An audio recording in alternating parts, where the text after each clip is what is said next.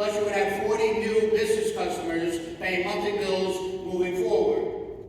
And there was also half the affordable units in there were going to be designed and designated to people that live in the village in Greenport. That was going to be part of the stipulation that would be there. The developer also was paying for any infrastructure repairs that would be needed to travel from that area down to our existing plant on Manor Place. So that's why, as being a business owner myself, and what I do is good for my business, if we could use somebody else's money and hook that up, it's better for the environment, it's better for our sewer ratepayers now, and overall, it's a good project. The town planning board figures out what can actually be built there. All we were saying was our sewer pipe would come up to the property and you would be allowed to tie into us. That's what we were talking about.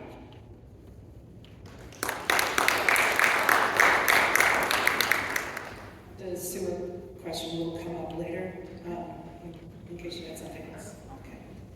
Okay. Next question to Rich. Taking into account the village's budget restraints, how would you develop an administrative staff that includes proper building inspection and compliance, code enforcement, and accountability within the village? I think we've touched on this already, relative to continuing to find ways to increase our revenue stream and increasing the bottom line in terms of our budget to prioritize funding those additional resources within the village hall. They have to be prioritized.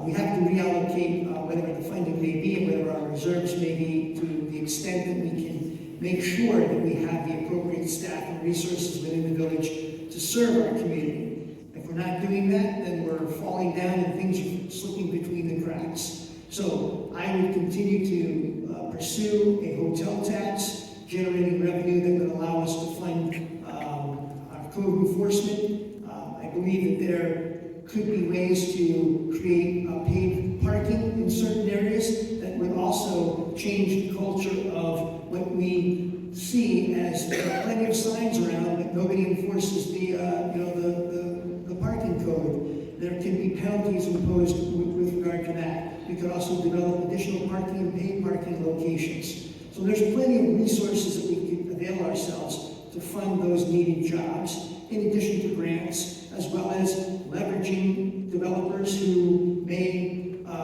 be wanting to hook up the sewers to understand that they have to pay additional surcharges for those sewer connection fees, because if they don't get it, they're not going to be able to develop that property to the extent that they want to. So it would never be a good idea to agree to do something until we know exactly what they intend to do, and then make sure that we're leveraging to the best possible extent what the village needs from that developer.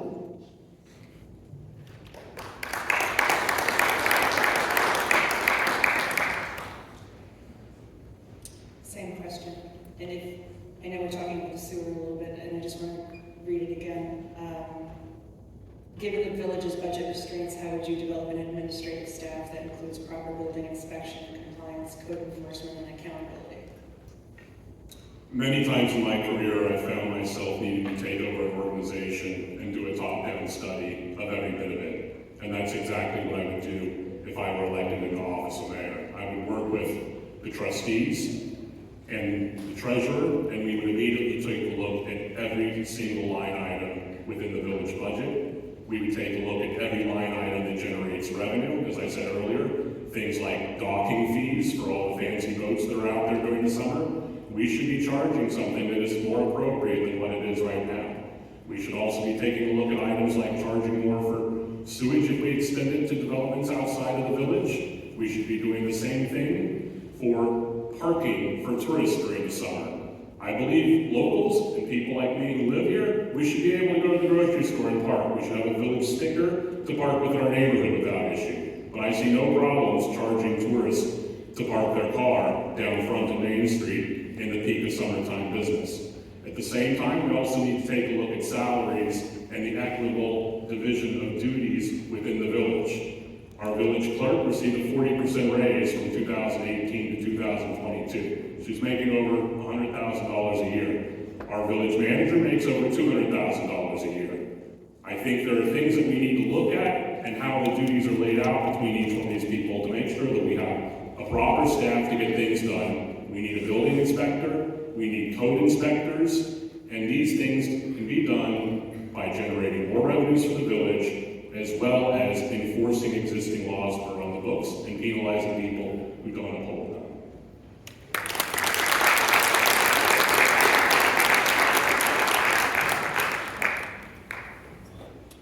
Okay, what Kevin was just talking about, we did that last year. We had public hearings on it, we raised the rates at the marina, at the carousel, and at the campground. Just because we went through that line by line with the treasurer, and the treasurer, this is what the treasurer recommended to us. Our camp counselor has recommended to us that we go and change the rates at our summertime program, which we had that on the agenda at our village board meeting last month. So we are looking at all those items, and we are making the adjustments we have to without making something that's unaffordable for somebody to use the carousel or use the camp, not the camp, the day rec center or summer day camp. So we don't want to price people out so people won't use it. The kids will be at a loss for it. But we are looking in that direction. We are working on that. Yes, we need more code enforcement. There's no question about it. The village has known that. We're trying to find somebody that we can go and do it, something that we can afford. Accountability all the way around. I drive around the village every weekend. I have for 16 years, looking at things that's not being done. And I'm contacting the village administrator or the highway department and say, look, this house has been out here for a week, it hasn't been picked up. There's other problems, the garbage cans, I hear that a lot, the garbage cans down at 15th Park have not been picked up. And I've talked to the guys numerous times, you have to go down there. If it's half full, empty it. Don't leave a half full can there. Do it every day. So that is the accountability, something that I'm doing myself just because of lack of manpower. And new people that are here that don't really know what Greenport used to be, the guys that used to do it. So I'm out there training them. My wife and I, we enjoy our Sunday mornings. I go see Mom, I bring her coffee, and we drive around every road in the village. And just look at everything, something my father did for 30 years. It's just something that's inbred in me. I care deeply about Greenport, and we're trying not to break the bank to make it affordable for everybody to stay here. And yeah, we need to charge more to the developers. Well, I mean, we did get a good chunk of change that was coming in on that project, and you said we'll talk about that afterwards. Thank you.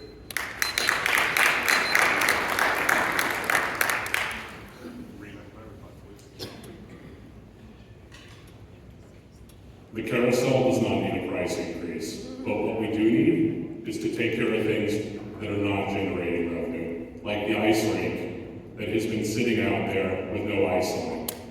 This is not an issue of global warming. That's akin to suggesting you need to pull your refrigerator out of your house and put it outside when it's cold to keep it cold. This is an issue of equipment that's failing. There's a village in upstate New York that just got over $2 million in a grant to purchase and install a brand new ice rink. In the entirety of my time in the village, my two daughters who competed in ice skating across the country have never been able to ice skate on the rink. We have a mini train that's a wonderful gift to this village that is going to be open this summer.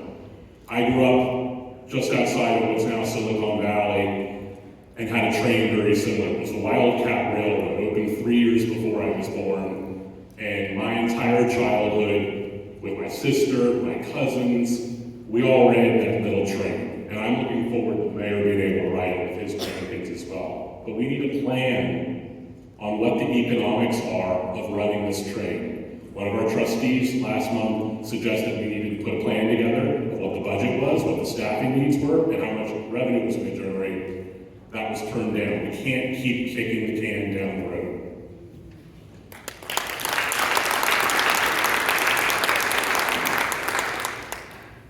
Kevin, speaking of grants, what are some of the grants available to Greenport, and who exactly in the county and state government would you solicit these grants from? One of the most prominent ones is the one I mentioned earlier. This is through the governor's office, through what was called the Downtown Revitalization Fund. That was a larger grant for larger towns such as Riverhead. Riverhead received over $11 million in just the past year. The governor last year launched a sub-program to that, which was for villages, places where walking is important and people are out of their cars. We qualified for that grant. That grant is divided up by regions. The Eastern Long Island region, we were perfectly set up for that. We could have applied, and if I'm elected, we will apply this year for the $4.5 million we could get from that. There is also significant federal and state infrastructure funding through both the Climate Change Act that Biden and Congress passed last year, as well as I said, Proposition 1 that passed in this past year. I would work very closely with not just South Town, I would work with our local Suffolk County legislators, and frankly, I'd jump on the train and I'd go to Washington, D.C. or Albany if I needed to in order to get funding. The 2% iconic transfer tax that's been paid on every single house that's sold within Greenport, it's a massive amount of money. Greenport has not gotten that money back. I don't understand that. I wouldn't take no as an answer. I would go to South Town, I would sit there with the community, I'd sit there with the elected officials, I'd bring the press if I needed to. We would demand to get our fair share of money back. Thank you.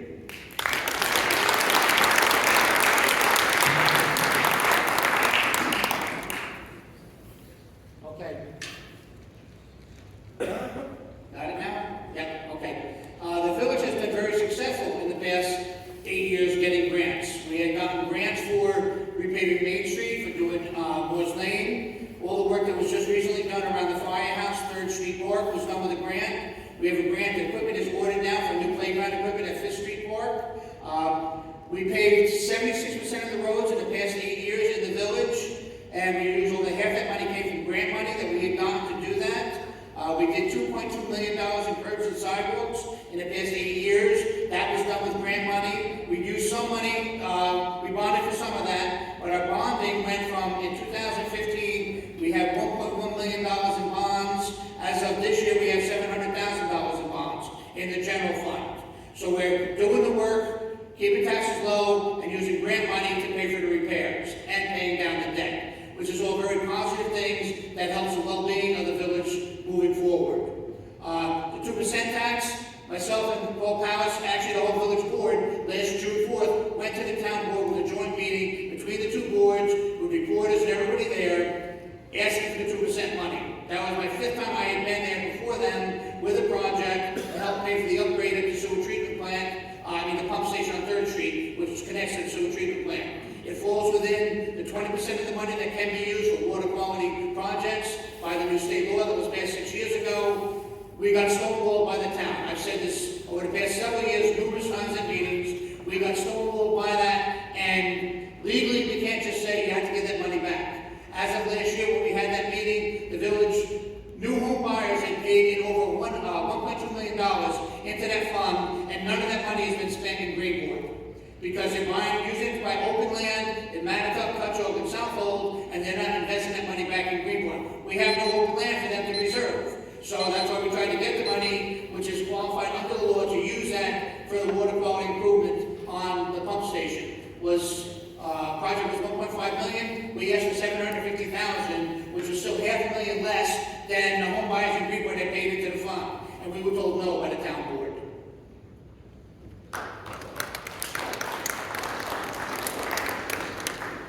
Same question about grants availability. Yeah, so, I mean, a lot of it's already been said at this point. But, you know, in addition to the state funding and grants that's available, the REDC on the state level is also a source of grants and funding for our village. But I would like to come back to the Laconic Bay tax, because that is an issue in terms of where the village of Greenport should be entitled to more of that funding. The problem is, I believe, yet again, ultimately that request was made. There was really no follow-up if you look at the actual dates as to what happened for a year relative to how we did not, as a village, go in there and camp out and launch a campaign, public or otherwise, to incentivize or pressure the town to give us more of that funding, because we're certainly entitled to it. I also believe that we should consider bringing back a community resource officer, someone specifically tasked to generate that grant funding, going out and finding those organizations and those municipal and quasi-municipal entities that would be able to help support and offset some of these expenses. There are quasi and private organizations like the Congress for New Urbanism, Innovative Housing Organization, Strong Towns. These organizations have a wealth of access and information and grant opportunities that we should be taking advantage of. We don't have someone specifically tasked with that. I believe our village administrator does most of the grant funding and writing, and he has professed that he's too busy to do everything. So we need to focus on a person whose sole responsibility is to go out there and hunt down this money and secure these grants, because we can do better, and we will if I were.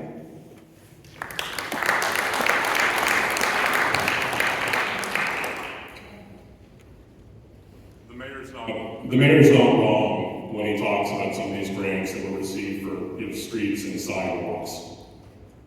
But picking up pennies on $100 bills are blowing over our head is not a recipe for taking care of this village for the future. We have a skate park that tremendous energy was spent building many years ago. It's in complete disrepair. Moore's Woods, behind the skate park and the new choo-choo train, is a trash ground. Deliverance could be filmed there. It's sad. We should be getting Peconic Bay funds to fix up that gem of a park that belongs to this community. At the same time, we need to get the ice rink replaced and start generating revenue from it, as I said before. We can't let our docks fail, we can't let our bulkheads fail. We have to do the hard work that it will take to get this done, and we can't take no for an answer. Just like I refused to do when we needed to put a moratorium in place in order to get the LWRP updated. Thank you.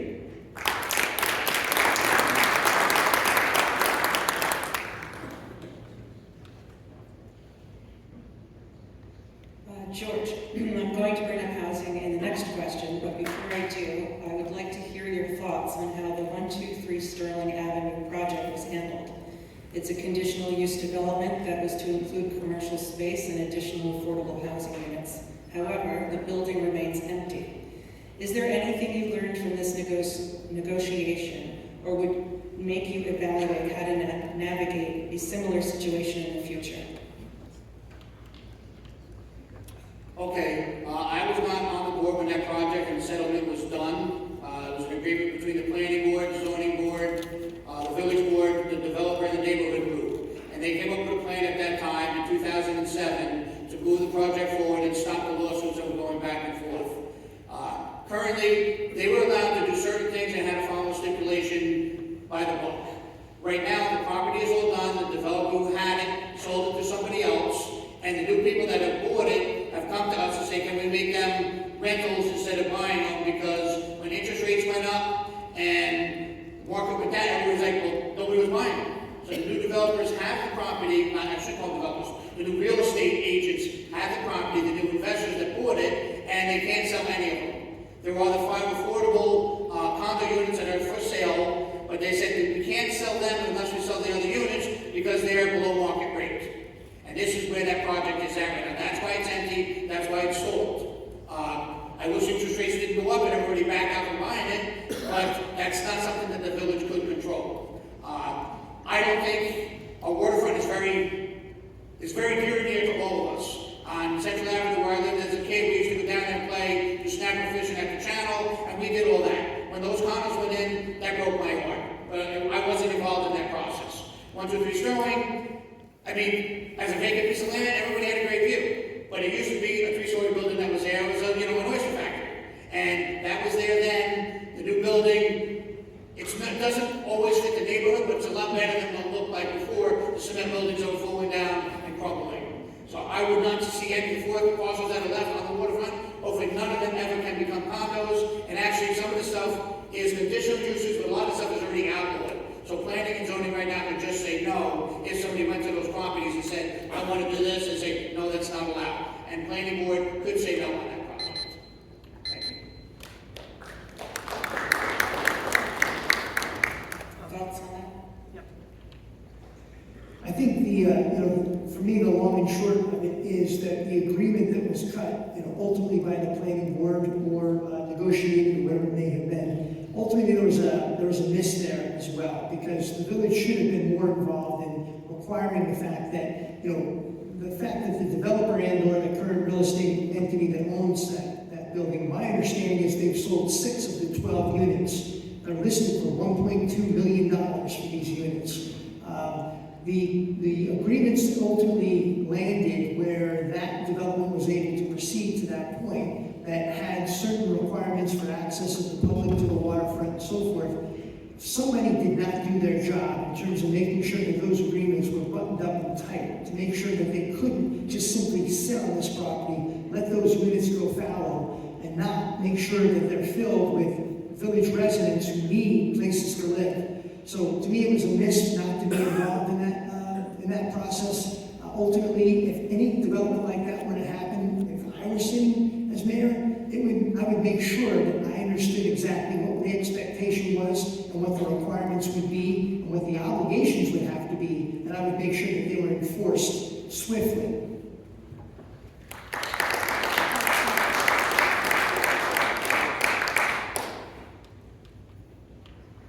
In order to preserve our future, we have to learn from our past.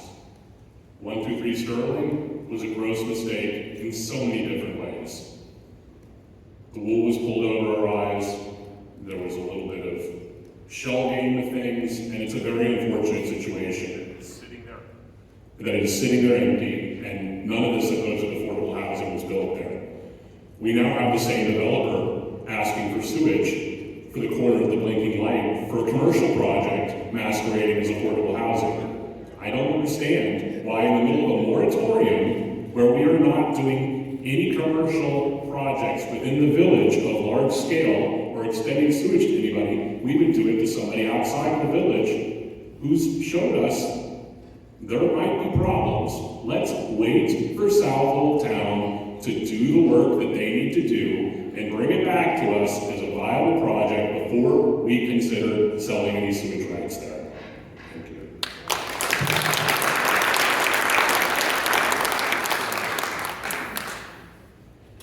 Rich, the current housing crisis within Greenport is not unique to us.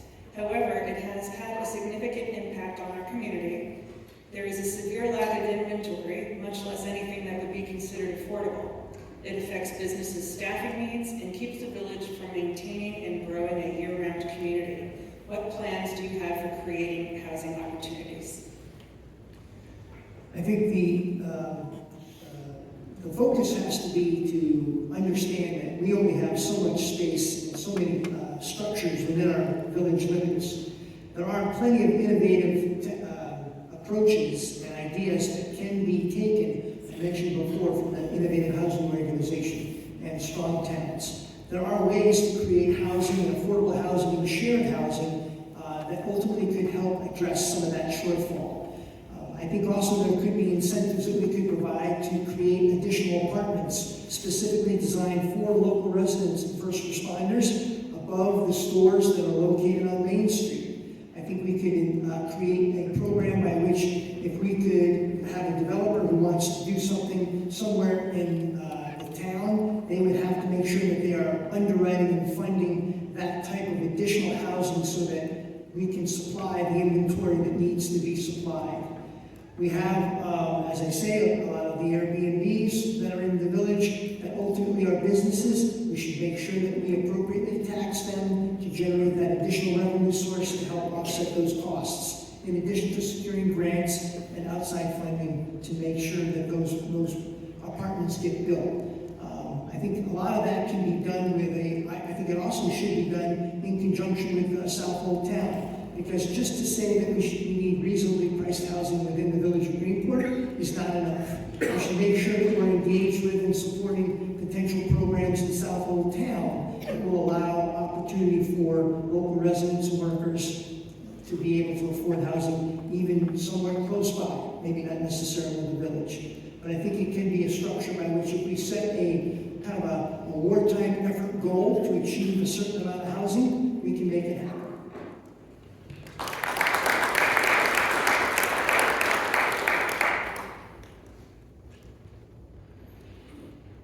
Housing is an issue in the community. It's not just something Greenport faces, it's something the entirety of the North Fork faces, the South Fork, mountain towns across the country, and many, many other small communities. It's an issue within the cities as well, whether it's New York, Chicago, Los Angeles. We need to take a top-down look at every single piece of available property within the village and make decisions on whether anything is suitable for affordable housing, as well as partner with the local government, the state government, and the federal government to do what we need to do to get the job done, not just within our immediate community of the 1 square mile, but within the larger community of the entirety of the North Fork. As I mentioned earlier, I spent many years working for the largest developer and owner of affordable housing in the country. I have the connections and the ability to leverage these resources, both professional as well as governmental, to work to get the job done.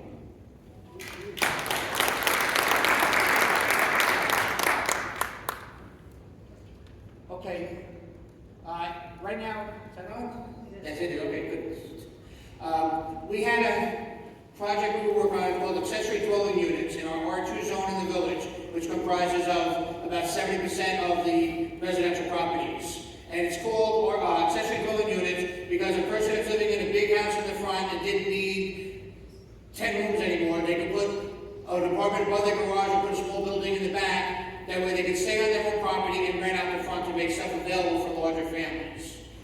We worked on that. We had a code written on it to change our code to allow that, because right now you only allow one residential building on a piece of property in our R2 zone.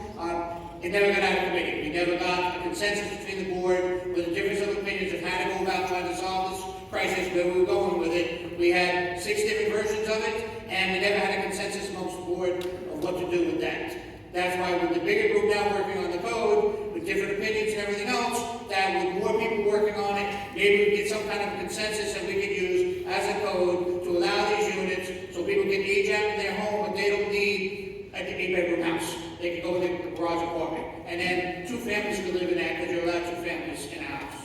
And so that's something that we're trying to do. Besides that, there's not many other alternatives. Downtown is an area we talked about allowing them upstairs. A lot of them right now are allowed by right. They couldn't do that. But the issue came up again, what are you going to do about parking?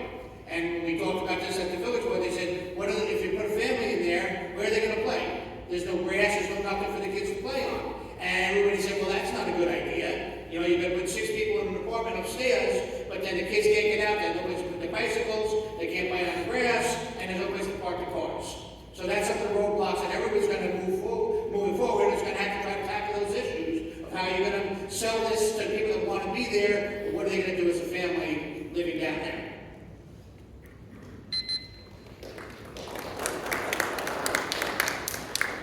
Kevin, George just touched upon this a little bit. Would you consider changes to the code that would allow for additional housing upon one's own property? And what kind of criteria would be considered with regards to square footage, parking, and whether it's for year-round housing or short-term rentals? Number one, I don't believe we need any more short-term rentals. What we need is long-term housing. We need to look at lot coverage within the village and how close we want buildings and homes to be to one another. There have been issues recently where houses have been built right up against each other. Might there make sense to include accessory dwelling units within properties that have the space for a mother-in-law apartment or something like that that can be rented on an annual basis? Absolutely. This is something that needs to be studied very carefully. The planning department needs to be involved, and ultimately the community needs to be involved to make decisions together. As I said earlier, I believe in open government and transparency, and I think these decisions need to be made with the community's input.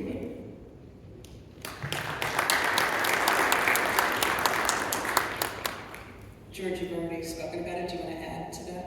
Yeah, I would just like to add, there was a piece of property behind my house. My house is 1/8 of an acre. It was a wooded lot that had always been there. I thought it was owned by the person that had in the house next door. It wasn't. It was a separate piece of property. They sold that, and a small house got put up on that piece of property, along with a house on 2nd Street, a small little wooded lot. And people just, any little chunk of land that they can get, they're building on. And there's not many little chunks of land left anymore.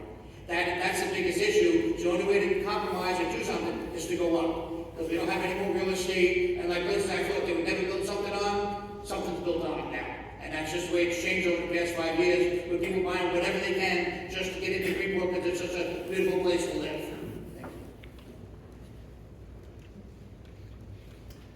I just would echo the accessory units. That code needs to be updated to provide for accessory units. A unit that's 350 square feet is not Garages and accessory structures that would afford the ability to allow people to have a reasonable, safe place to live, absolutely, we should support that.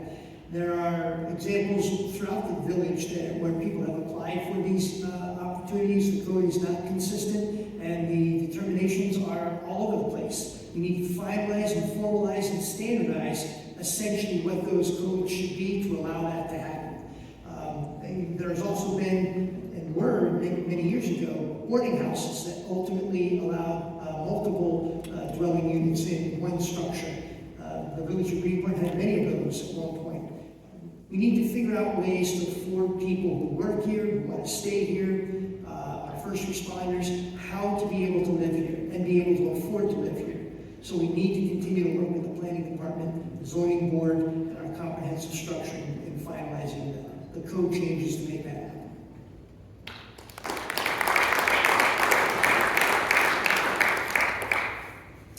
The following question was about how to create an environment for skilled workers, better paying jobs, and other career opportunities. I feel we've sort of covered that. If not, George, that would go to you. Absolutely. How would you create an environment for skilled workers, better paying jobs, and other career opportunities within Greenport? That's something that's been talked about a long time. We all need high-paying jobs out here. Unfortunately, there's not many of them. I wish we had more places like STID systems. They could sit there, they hire technical people with a good knowledge, they have a craft, they're building stuff that's a very useful stuff to the government and everything else. There's not many other places like that besides the hospitality industry and stuff like that. The Stuessi on 9th Street is outside the village, but still, places like that people have a craft and can do something with it is a nice thing. When I was a younger kid, I learned how to do mechanics at my father's garage, something I'm still doing now. At that time, there was 5 garages in Greenport. They're all gone. They've all been converted over to restaurants and other things. So there's not many places for people to work besides the shipyard, halves, STID systems. Those are properties that are left, and we have to do everything possible to make sure those places never leave us, because the people that are working there are making a decent wage. They're beyond just a cashier at 7-Eleven or IGA or whatever. You know, they're trained people that have a skill, and they're good paying jobs over. And that's something we have to protect, so we don't lose what we have. But where we can create more of them, I wish there was other places we could. I don't know of any other places that we've been looking for something.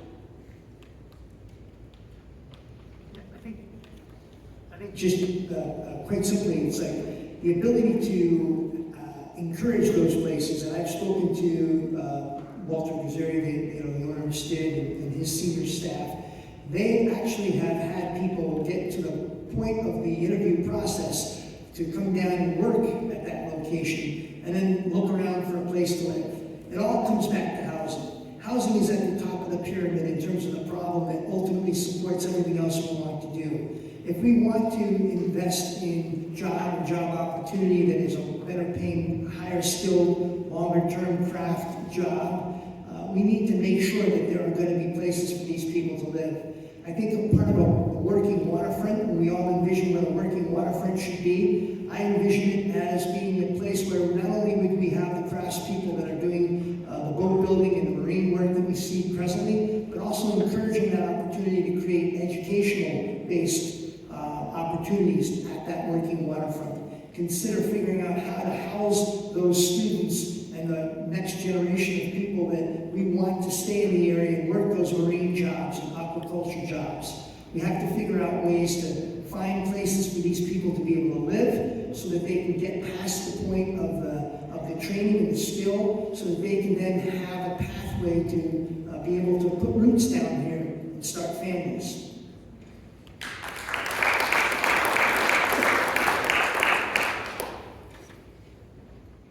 We haven't protected the working waterfront the way we needed to. The LWRP that is on the state website from 1996 should have been updated over the last 8 years. Had that work been done, whether it was Walter Guzeri potentially expanding what he has and getting his dock rebuilt, which hasn't happened, any of the other waterfront projects, Steve Clark's boatyard and all the funding that he would be able to go out and get, job incentives, those things could have been happening. We have to update the LWRP and incentivize new businesses that do maritime work or aquaculture to come into the village.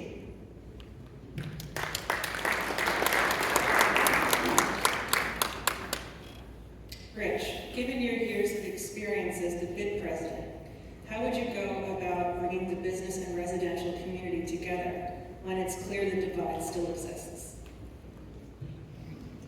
No, I think that's one of the biggest challenges that we've continued to face. I joined the BID about 10 years ago after we had opened up the brewery, just simply because it kind of was, again, the way I was brought up. Get involved, step up, see how you can help.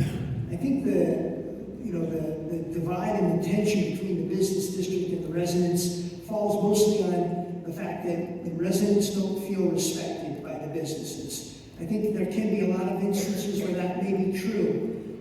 I think when we begin to look at the village as an overall, we have to be realistic from the business side as well as the resident side in terms of what makes our village so amazing. The ability to live in a wonderful neighborhood where you don't have a lot of traffic and congestion and parking and noise is absolutely important. We should continue to figure out ways to make sure that those rights and those interests are protected. But at the same time, we've got to make sure that we keep a vibrant, healthy downtown business district.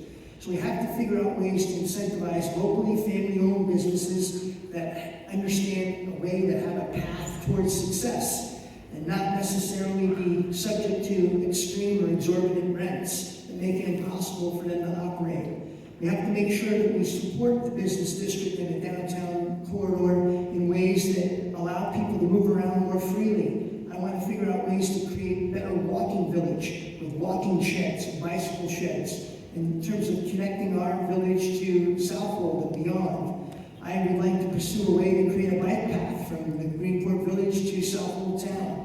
But the key is to try and remove the parking, redirect the vehicles to a point where they don't necessarily congest our residential streets and neighborhoods. Make sure our residents have the ability to park by way of parking stickers.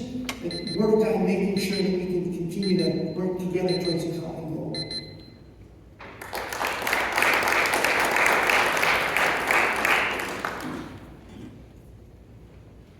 I think community engagement is extremely important. I've spent my career in business, but as I said earlier, I will always look at things from the perspective of somebody who lives here and makes his home here. My belief is the community needs to partner with the BID just as the BID does with the community. I'm hopeful that the next BID president will put their arm out to work with the community. That's something that needs to happen.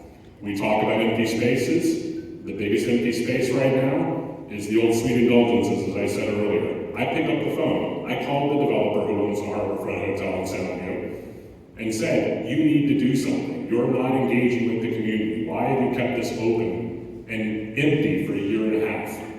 At the same time, let's talk about the arcade.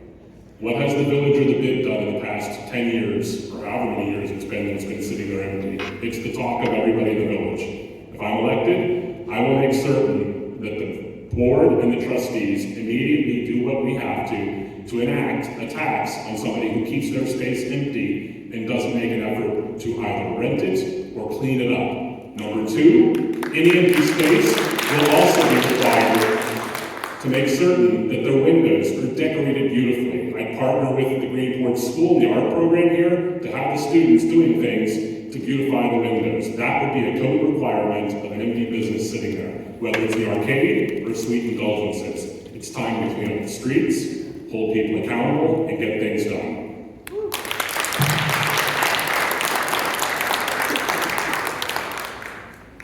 Okay. Certain businesses, they have a legal right to what they're doing. The village cannot tell them you have to do this with your vacant property as long as you're paying your taxes and it's not a health or safety hazard to other people. We've tried to get the owners of the arcade to do something for years. They don't want to budge, they don't want to sell, they don't want to do anything with it. We cannot take the property from them unless we want to go eminent domain or something that drastic. You can't just tell the person they have to do it. But we've tried to come up with different uses and help them with things. They just don't want to budge. We've got a couple other blighted houses in the village that we've tried to work on. They're in court. Some of them, they've been in court for 4 or 5 years. little cleaner, but they're not cleaned up all the way. It's not something that we've been able to be successful with. The judges are allowing things to go on, they keep getting ridiculouses, and it's going on for years. And I think it's disrespectful to everybody in the village for the judge not to help us try to clean up properties. There are residents that live in some of the side streets behind Main Street that feel hostage in their own homes on weekends. They won't go out after 10 o'clock on a Saturday because they won't be able to get back and park at their house again. That's part on the businesses. That's what we need to move some of the stores out of the residential neighborhoods and get them to Moore's Lane or to the parking lot down by the train station or someplace else. So those people can feel comfortable running to the drugstore if they have to and be able to get back home. A lot of houses on Bay Avenue, Central Avenue, parking, they don't have driveways, so they have a driveway for one car. If you got two, you've got kids in the house, whatever, you have more vehicles and they park on the street. When all the employees go there for a 4-hour shift, I mean an 8-hour shift at 4 o'clock in the afternoon, they're coming after they've done work at midnight, waking people up, making a mess, throwing garbage on the ground and all. And the business district has to be more respectful and help out the neighborhoods on that kind of thing. And tell their employees, don't bring this stuff downtown, leave it here, give them a garbage can. Our garbage cans downtown are full all the time, but some people use it. Other ones, they're just leaving stuff along the neighborhood where they go. And I see it firsthand a lot, and we need to do better to combine so the village residents can survive with the businesses. We need strong businesses, but the residents shouldn't be hampered by just business.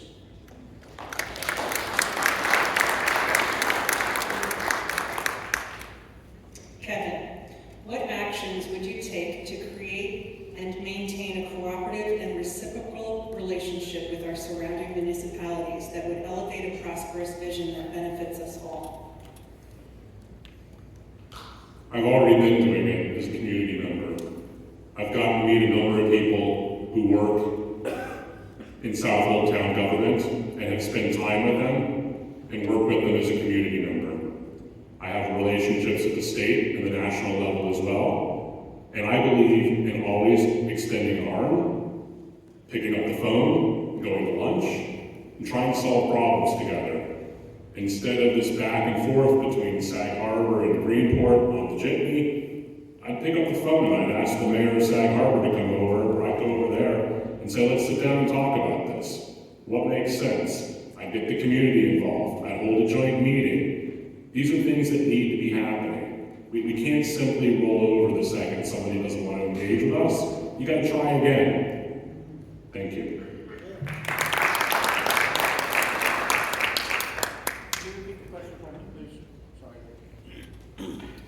What actions would you take to create and maintain a cooperative and reciprocal relationship with our surrounding municipalities that would elevate a prosperous vision that benefits us all?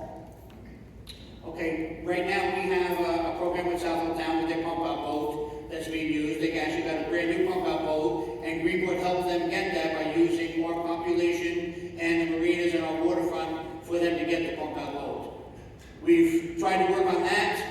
Shelter Island has been offered their boat to come over and use this pump out station at Mitchell Marina, trying to work on that so that they can go and keep the water cleaner from the boats in the harbors and everything else. We've worked with Southfield Town Police when we've had issues with code enforcement and other things. They actually created another sector just for the village now. It's helped, but we still, the people doing U-turns and stuff like that, everybody sees it downtown. Our Alex cannot do that. That's a VAT violation. And we need more police present. We actually need them to write more tickets. Not that I want people to be getting tickets, but the only way to stop some of the other activities that people complain to me about all the time is asking for better enforcement from our local police department, which we all pay taxes to. The ferry service to Sag Harbor, the concept sounds like a nice concept and everything else. Some people will use it, some people did in the past. I don't believe the ferry should be coming into Mitchell Marina. With the big boats and everything else going on down there, there's no place to park. If people are going to park somewhere else and walk down there, they're leaving their car in a residential neighborhood or in the IGA parking lot or whatever's closest, to go there and go to Sag Harbor for the day and then come back. If the city would go with what we propose as a village to use the visitors dock down on the other side, right by where the buses come in, and use that terminal there to do something there, they could remodel what they need for the dock, do that on their own, then we could talk about that. We've asked Sag Harbor in the past, do you have any agreement or anything else? No, we're waiting on you. So Sag Harbor was waiting on us to do something to try to get the Ginny working, and we're kind of waiting on that. And so we definitely need to have closer communication and rely on the assistance of other municipalities around us.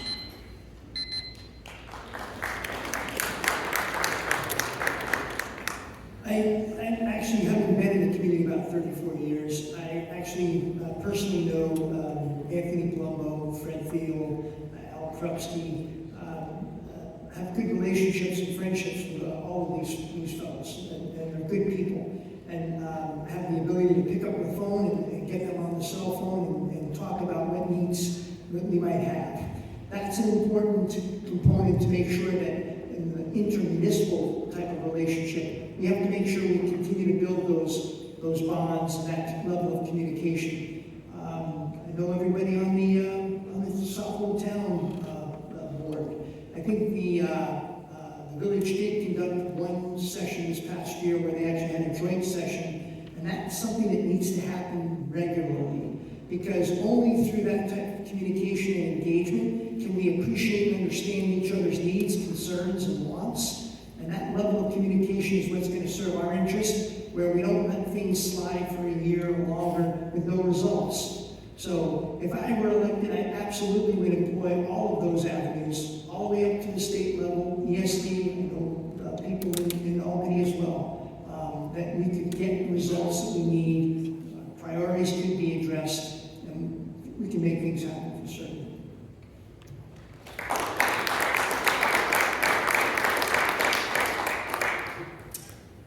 We've touched base on this. George, what are your views on how the village should manage allocating sewer capacity to new developments outside of the incorporated village?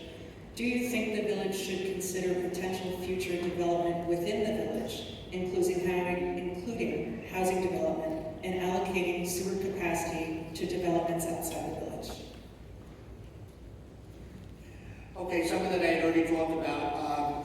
We supplied sewers to Vineyard View, the 50 affordable units on the North Road, which if they didn't have sewer and they had to go on cesspools, they would have only been able to do 25 units. So it made a difference having the sewer up there and us making that available to them.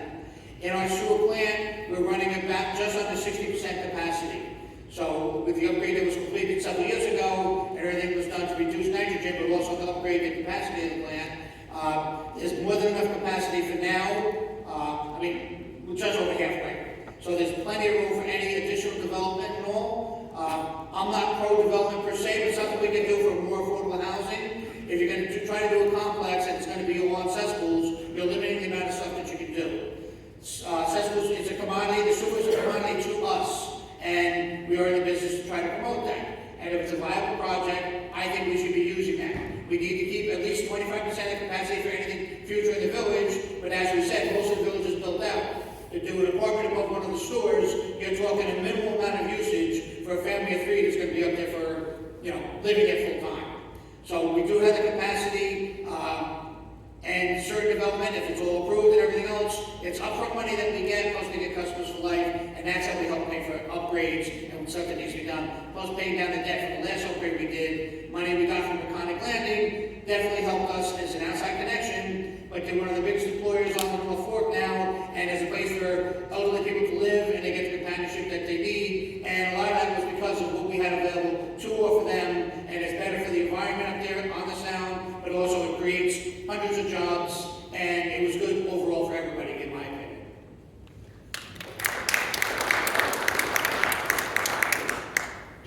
I know it was a long question, and it's 2 hours in here, so. Yeah. What are your views on how the village should manage allocating sewer capacity to new developments outside of the incorporated village? Do you think the village should consider potential future developments in the village? So projects like the Sandy Beach project, I think make all the sense in the world in terms of a project within the village. That's a sensitive environmental area. Extending sewer capacity to Sandy Beach makes perfect sense to me.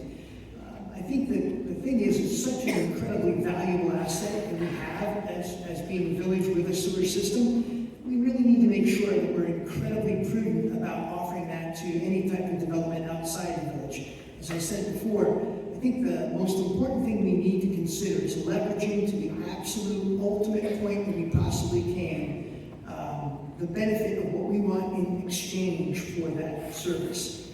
We should really look at increasing our fees to drive more substantial revenue from these hookups to projects that we know what they're going to be. And I don't see any reason why we can't leverage and include those ability for those hookups to require certain aspects of additional affordable, reasonable housing development from these developers. So I think there's a lot that could be done to maximize the fact that this is an incredibly valuable asset that we should be making as much as we possibly can on for the benefit of the rest of the village.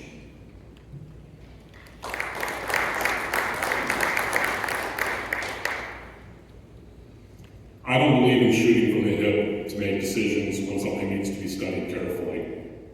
The moratorium law, as drafted, passed unanimously by the mayor and the board of trustees, specifically states that this is an issue that needs to be looked at very carefully. We need to determine what the needs are going to be for the village over the future. And that doesn't mean the next 2 years, 5 years, or 10 years, but the next 20 and 30 years. Hard stop on extending anything for the moment. At the same time, what needs to be done is we need to study what other municipalities charge for selling their service. The mayor says $285,000 was offered by the developer for sewage rights over at the blinking light. Is that the right number? Maybe it's $500,000, maybe it's more. We don't know that to answer that question. We need to study it and make an informed decision. At the same time, the golden egg here is our waterfront. There is no Greenport without a healthy and safe water. The Peconic Bay is considered one of the most critical and endangered areas in the entire New York region. The Pipes Cove area in particular is considered the most sensitive of the entirety of Peconic Bay. You have natural springs there and wetlands of both salt and fresh water. We need to prioritize if we're going to be offering sewage to places that are going to protect our bay. That may mean that we make some decisions to work together with residents who have houses along the water, like at Sandy Beach. But at the end of the day, this needs to be studied, and it needs to be studied very carefully to determine A, what do we charge for it, and B, who should have priority to get sewage rights on our very precious resource that we own as residents of Greenport.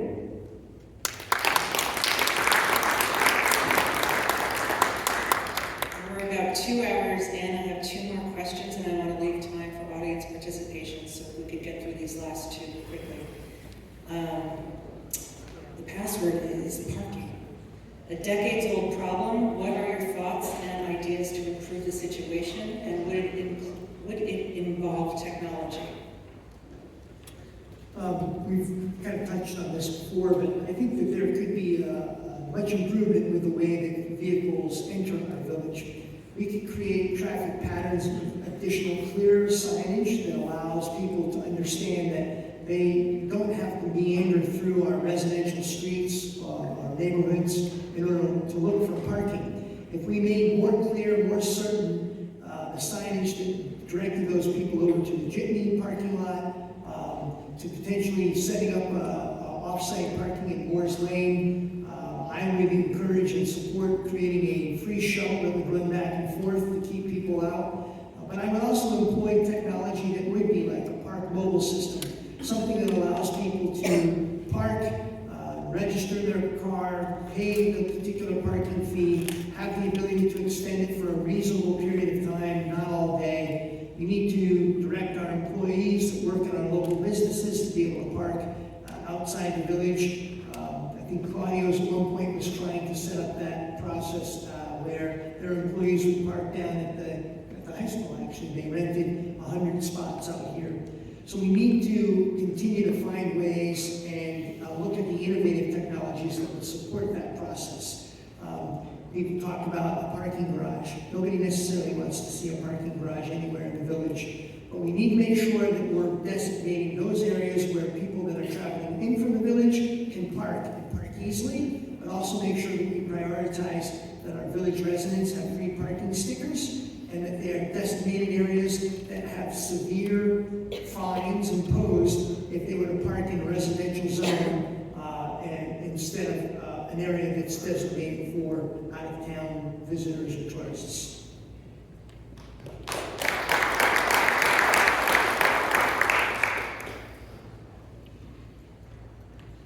Number one, we need to prioritize the community and the people that live here. They need parking stickers and should be able to park in front of their house and at the grocery store. Number two, we need to charge visiting tourists in the peak summer rates. They have no problem paying $500 or $700 a night for a hotel room. They should be paying for their parking. Number three, signage. People get confused. I live down at Clark Street at the bottom of 4th. I get people coming down there all the time wanting to know where the ferry is or where they're going to park. Clear signage. And another one is incentivizing people to park in an appropriate place and get out and walk. We have a walking problem too. And that is something through proper communication, we get the tourists out of the cars, stop them from driving around, and get them parked efficiently.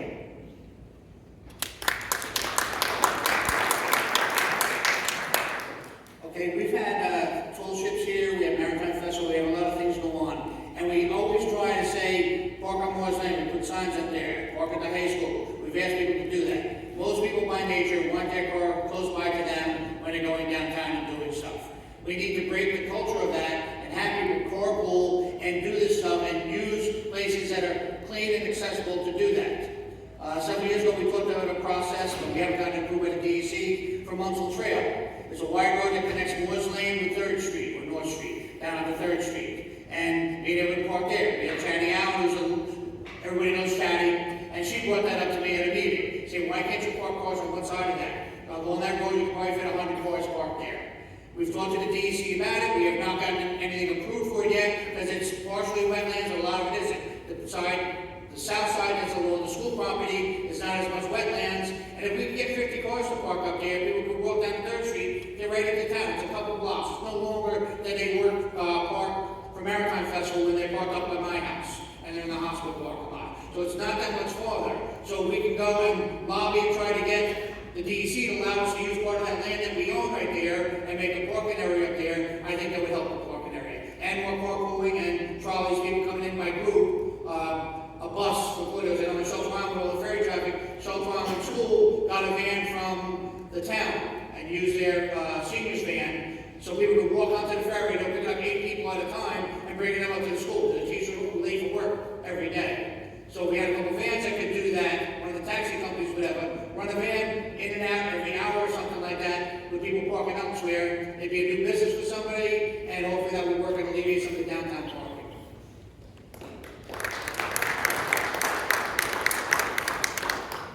This is the last of the moderated questions. Kevin, a recent survey found that economically successful small towns were those with interesting amenities. Greenport has them, but many are neglected. For example, the ice skating rink, the Camera Obscura, Moore's Woods, the Carousel will need additional work, and we all know how I feel about the skate park. How will you preserve and enhance these charming features of Greenport? As I said earlier, Greenport is at a crossroads. I'm running, and 6 other new candidates are running for office because we believe we need some change. We have many items that you talked about, and I mentioned earlier, that need work. We can't keep kicking the can down the road on some of these items, and we have to get them fixed, and we have to protect what makes Greenport so special. But at the same time, we can't allow developers to come in and make decisions for us. If we get our LWRP updated, we can start going for more of these grants to get these things fixed. We have tremendous community spirit and engagement on whether it's rebuilding the skate park that's laid fallow for years, or restoring the movie theater and purchasing it or having it donated along with a beautiful endowment for the community to use that too. These are 2 things that would be a meaningful improvement to current day. Let's get the ice skating rink replaced and working again. That's something that people will come all over for in the colder months when we don't have a lot of business. There are many other things that we can do, including as part of rebuilding our working waterfront, bringing other new interesting things here to the village that make sense and play off the working waterfront and marine science. Thank you.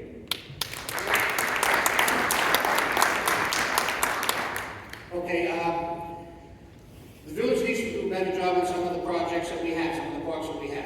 Rita, you've done a great job with the skate park. I commend you for what you've done. I would like to appoint a committee from the village, liaison that we have for fire department, the carousel to the bid, to have a true liaison from the village that would answer monthly for everything that the skate park needs. There's been some communication issues that we paint one thing and it's not the right thing to paint. I'm not a skateboarder, so I would not know. I would like to make the job that you do easier and make it better and make sure that the park is kept up in a good fashion. The Camera Stir is something that is a very nice building. It's something that people don't use. We've had volunteers before that could explain what's going on so people could understand it and all. I would not be able to do that myself. And we're looking for somebody that would actually go and sit there and explain it to people and see if it could be used more. That would be a huge asset to us. The building is there. I would like to see it to be used more. We just don't have anybody that can do that. The other thing, the ice rink. We're talking about that. We know the unit that's there now is 19 years old. It does not work. You know, the weather is not conducive for that. We've already talked to Susan Storr, who's a lobbyist for us, to try to find grant money and parks and recreation funds from the state and federal government to put in a permanent base for the ice rink. So you have 3 foot of cement that's cooled underground instead of trying to put ice on top of the warm ground with no frost in it. It's somewhere from $1 million to $1.5 million. I have other people that are willing to help us and work on grants that worked on putting in the original ice rink. That would be a huge asset to the village to have something that's going to be usable more than a week a year or 2 weeks a year. It's a lot of time setting it up. It's a lot of expense to the taxpayers, but it's something that people do enjoy. Even when it was open for the 7 days this year, the kids and the hockey clubs really enjoyed it. So we really need to make that, upgrade that to a more permanent structure, and we're going to try to do that with the grant and do it. In addition to, the comments that were made about the ice skating, which I completely and wholeheartedly support, we are able to put men on the moon, or have put men on the moon. There is got to be, without a doubt, and it's interesting to hear the mayor comment about it, the ability to create that skating park in a way that is much more sustainable and effective and operational with reliability. Absolutely, I would dedicate whatever percentage of our effort, time, and bonding that we have to do to make that so. I think it could serve in ways beyond even the skate park. That brings such animation to our downtown village. It's an attraction that everyone loves. We all have memories and stories of bringing our young kids there to skate. We sponsored hockey clubs that played on a skating rink. So that's something that 100% has to stay in Mitchell Park, and we got to figure out a way to make sure that it works and works reliably. I think other assets like the skate park down in Moore's Lane, 100% behind continuing to support ways to renovate that and restore that, to keep it even more viable for young people to come visit and the skate park and skate at. Things like our historic jail next to the brewery. I can't tell you how many people walk up and knock on our door and ask us, do they ever open this up? Do they ever do anything with the jail? We offered at one point to fund the entire renovation of that jail. Unfortunately, the village did not take us up on that opportunity. So we've seen that jail fall brick from brick in terms of its condition, which is a crime. Those type of efforts, I think we could enlist private funding to sponsor renovations to make sure that the public has access to those assets. People can enjoy them more, including Cambria Obscura. And when you think about what Mitchell Park was before it became Mitchell Park, it's possible. We just need to focus our efforts on it, and then we can get it done.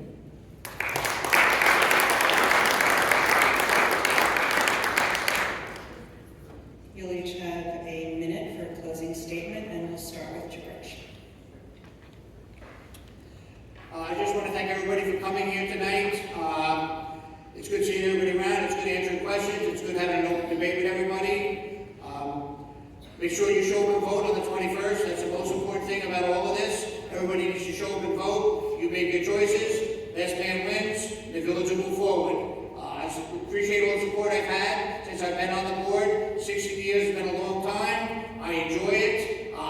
also join it, and there's some I'd like to keep accomplishment for all of you. So please show up and vote for whoever, trustee and mayor, make sure you show up. That's the key part, and then the community will hear what they want. Thank you.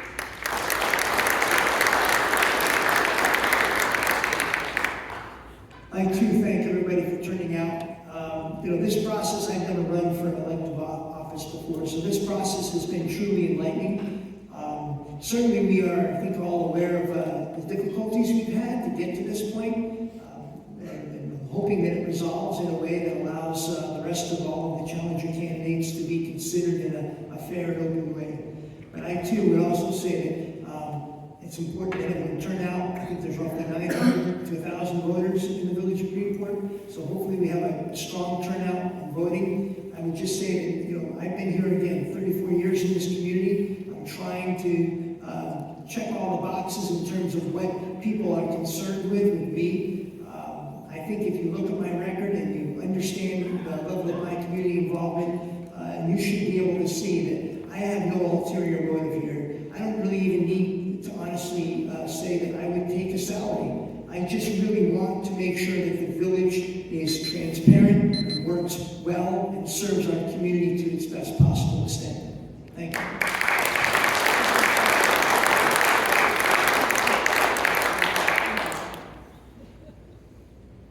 I've heard from the community, and what the community has told me is that we need to protect this place that we all feel is so special.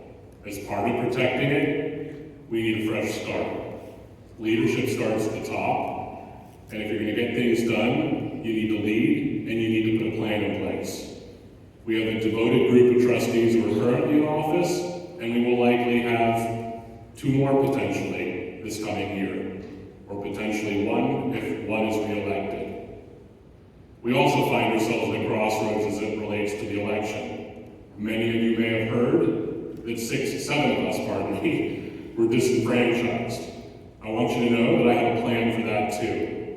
You're going to see in the coming days if we find out that for some reason the Supreme Court rules and does not allow us to be on the ballot, that we will have a write-in campaign. And as the mayor said, I urge every single one of you to make certain you get out and vote and write in our names properly if you vote for one of the 7 for change for Greenport and new leadership. Thank you.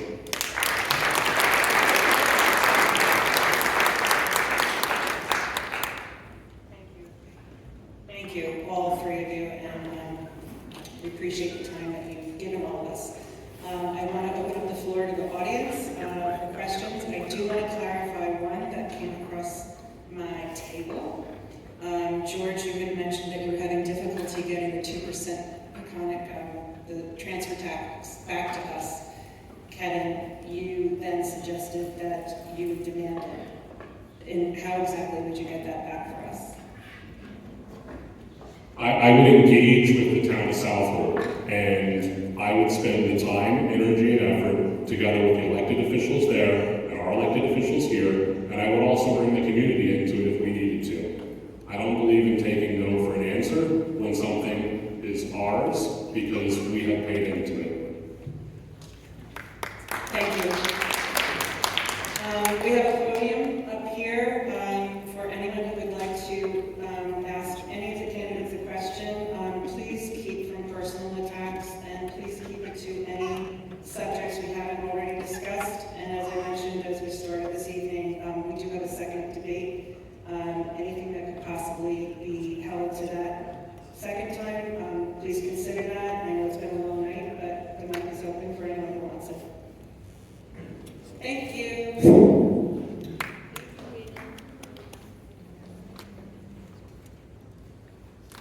Thanks, Rena. Thank you.